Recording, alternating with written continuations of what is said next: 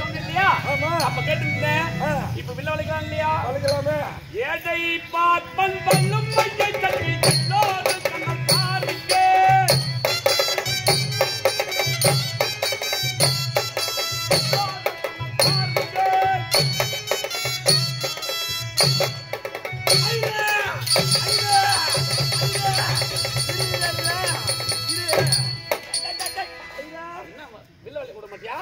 கை வச்ச உடனே தானா வாங்கி வந்து கரம்பட்ட உடனே தானா வில்லு வளைஞ்சு வருது. அதாவது வில்லோட நிமிடம் தான் உனக்கு தெரியும்.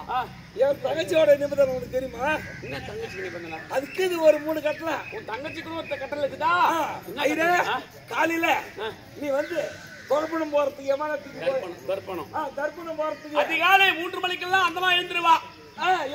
அந்தமா எழுந்து ஆட்டுக்கு தர்ப்பணம் செய்ய போவா.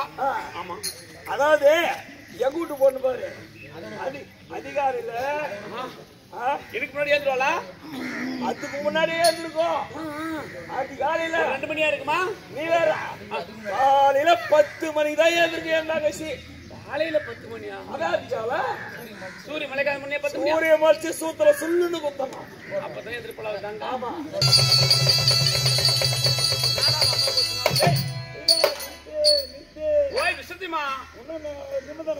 வில்ல விலை கூட மாட்டியோ? சரி, தர்ப்பணம் போய் நேர திருமணம் ஆகவே கஷ்டப்பட்டு இருந்தேன்.